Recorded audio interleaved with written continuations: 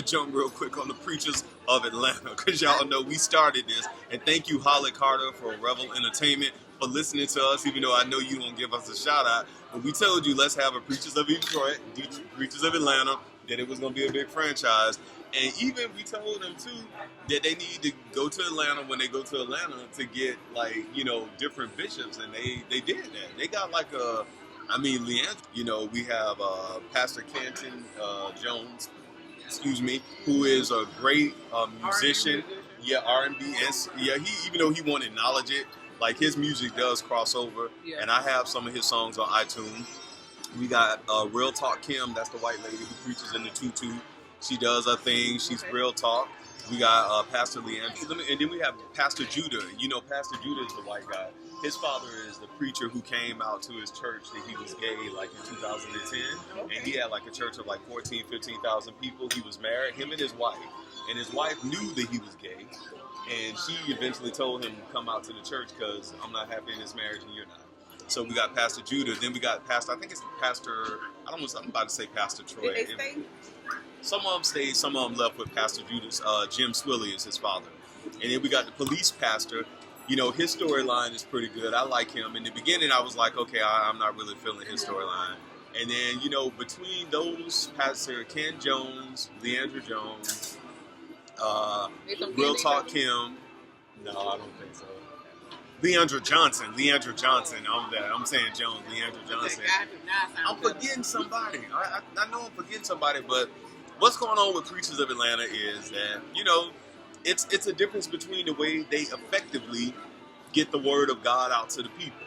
Like Leandra says, she passed out condoms and cigarettes, you know, to the homeless people, and she has a ministry which is proactive, which is I Progress, and they go out on the streets, downtown, Peachtree, Atlanta, and they pass out to prostitutes, transgender, and people like that, and people were giving her a lot of flack, saying that, you know, hey, that's what you're supposed to do. Pass out cigarettes? I ain't for lung cancer and all that kind of stuff. Well, I mean, go out into the community and reach and try to. Maybe in the midst of her giving that cigarette to someone, she can speak to them. But here's my thing. I'm not here for the passing out cigarettes because I ain't trying to help nobody get no kind of lung cancer and stuff like that. And we know cigarettes are really not healthy. But the condom situation, when we look at the STD rate within the black community, is high. With any STD you want to name, is high. So for her to have that proactive approach to people who are homeless and on the streets, and definitely to people who are prostituted, exactly. So why wouldn't you do that? I don't get that. And so, you know, a lot of people in the church have come against her. We don't believe. Exactly. But here's my thing is, do you think all church people not having sex? With other church people? And other, you know, little Roy who come over to the house, get that booty call at 3 in the morning, or the she, you know, right, somebody be protected.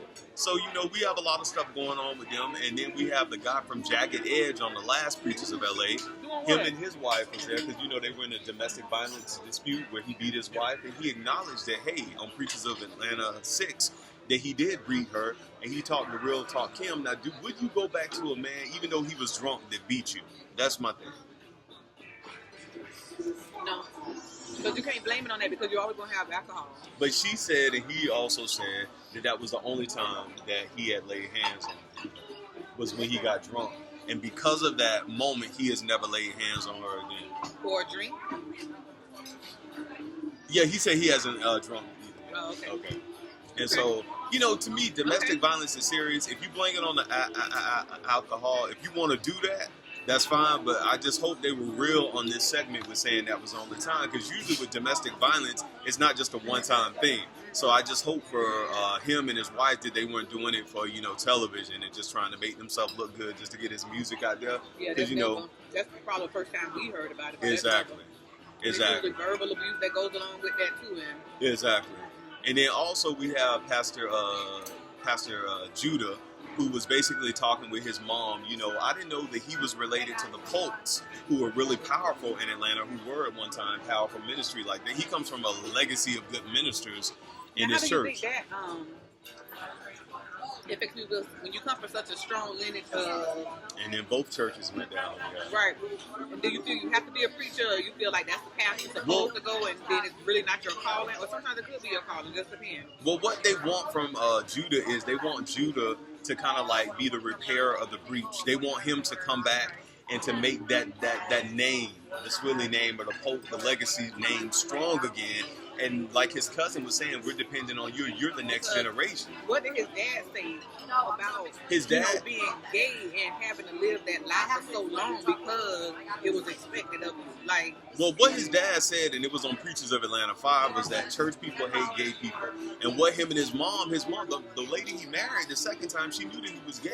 But this is what this dude said. He was like, me and your mom still got married because we thought Jesus was coming back. So, I mean, that's what people, they like, oh, it's a sin, Jesus coming back, Jesus gonna heal me, and so let me do this. And then after a while, his wife was like, I'm living a lie, you living a not lie. You need to tell your conversation what it is, your congregation. The food themselves. Yeah. Then, in turn, you fool the church. Fool the church. And he had to just be real. And since then, like, his ministry started to decline.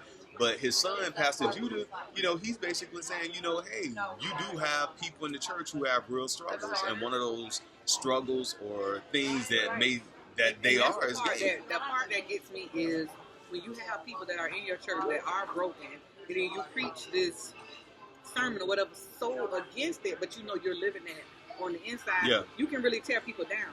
Yeah. And good thing with him, he said I think it was better for him because his dad never preached like hard against it because he knew it was that. But think about the people out there who are doing it, who are lesbian, gay, or bisexual, and they preaching hell and condemnation because they really preaching against themselves. And, in order to get the members and to get the people in their church. So, I mean, I think that's definitely a thing there. And then we got the Black Lives Matter pastor, which is the pastor, the police pastor, who is always trying to do things back in the community, which I understand that. Is it too over the top, though? I mean, in the beginning, I wasn't feeling him. Like, I wasn't feeling the storyline. But he's better now. Like, I understand where he comes from. And he even talked about with his mom, how his mom used to do, I guess, she was getting abused by a boyfriend. And one time the boyfriend wanted his mom to do a sexual favor in the car. And his mom wouldn't do it. So the guy put a gun to his head and said, "You gonna do it, I'm gonna kill your son." And so the mom was kind of like, I did what I had to do to protect you as a kid because whatever I went through, I just wanted to protect my family. I didn't want y'all to have to go through that. He still sees that. He feels that. He still sees that can never be taken away from him. But from the sum total of all of this, and Pastor Leandra on episode 6, her husband basically wants another child. Now with him, Leandra takes care of the entire family. And even take care of him. Well, he does. He's one of the musicians in her band, like something like that. But she was telling him, like, I think Leandra has 3 or 4 kids already. She's telling the dude, look, I can't afford that. Mentally, emotionally, and spiritually, we're not ready to have another kid. And I'm taking care of all the bills. So does she have one with him already? I don't know. So he want to try to trap her. So he'll always have child support. And the women paying child support now. So, Sherry Shepherd, yeah. But I think for that thing, Leandra, you did the right thing. And I think Leandra reminded me of Fantasia when she was carrying her family and taking care of everybody. It's like, you can't do that. Like, your responsibility is to you and your immediate family. Like everybody else, that's on them and your children. And if you know right now, that's a smart thing for any women to know if you're ready to have. Because a child is a big responsibility. Like you said, you can have all the money in the world. Sometimes mentally you're not ready for it. Yeah, mentally. You don't have anything to give anyone. Yeah. And people, and emotionally too, people don't know that. Mm-hmm. So basically, this is the realest version or franchise of Preachers of ... that I've seen. I like this better than Preachers of LA, Preachers of Detroit. I don't know, but on episode 6, Pastor Jay Hazlett and his wife Chrissy was there. Yeah, they talked to Real Talk Kim because she was married to a pastor for 3 years and she hadn't seen the pastor's kid, his sons. So, yeah. So they talked to her. So in the midst of it all, church people have the same issues that regular people have. And I think what church people do is they don't want to air their dirty laundry. So they make it seem like it's you. No. I'm serious. So they make it seem, how many times have we seen that a person talking so bad about you and it's really something that they're going with on the inside? We all got some more He ain't through with none of us yet, so. No, God ain't through with none of us yet, and Some of them he ain't start on, but some of them faking the funk. All right, so being a pastor don't make you right all the time. Especially when we don't know if you're hearing from God or not. And this is the thing. Tell me that. Exactly. Hear from God yourself, y'all. We're not dumb. We are educated, intellectual people, spiritual people. If you told them, he'll tell you. Exactly. God not scared of you. He can reveal the same thing to you. So again, that's our review on Preachers of Atlanta, episode 6, and all the way back to 1. This is an awesome, reunion and an awesome show that I'm into, man, and I'm happy about it. So it's been a lot of stuff going on that we got to catch up on. Even if we do some videos on Google, whatever, hang out. We gonna come back to y'all and give y'all some real talk stuff. Denise is back. She done cussed me. I was just being real talk, Kim. Real talk, Kim. I like real talk, Kim too. I do. She okay. Yeah. But yeah, that's it. Denise tan these hot wings up. They good. Yep, and I ate my salad. You ain't eat nothing yet. I haven't eaten anything. I'm fasting. I gotta fast for the saints, man, because somebody gotta. I gotta push this away and lay prostrate before the Lord and get on the threshing floor. Pastor Bynum said. Pastor Juanita Bynum said we gotta get on the threshing floor. The threshing? Oh, not the. See, there go that nastiness. She got the threshing. Okay. And shout out to Pastor Juanita Bynum. She is not a prophetess anymore. She is a bishop, which if you read the Bible, it said a woman can't be a bishop, but everybody doing new things now. So shout out to Juanita. Juanita gonna do what she want to do. Juanita gonna do what she want to do. She says she is the voice for this generation, and she doing enough plastic surgery to let us know that she is. And she looked good. I know she looked good, but her and Pastor Paula White, they hit that plastic surgery table. Paula White is Let me tell you. I didn't even know who that was. Paula White, plastic surgery? It looked good, though. It looked good, but is it okay for the saints to get plastic surgery? Yeah. Because Paula White, but she had started this years ago. She looked good, though. She looked good, but you could tell that some of them had a little nipped up. And definitely with Pastor Bynum, I know she has too. And hey, whatever make you feel good. Whatever make you feel better, we all for that. So it's okay for the saints to have, maybe you going to hell for that. I don't know. Yeah, because you're going to hell for every damn thing. I know. Feel good. Can't have your ear pierced. Can't have this. Can't have that. You better keep everybody depressed. Can't shave the side of your head. What is that?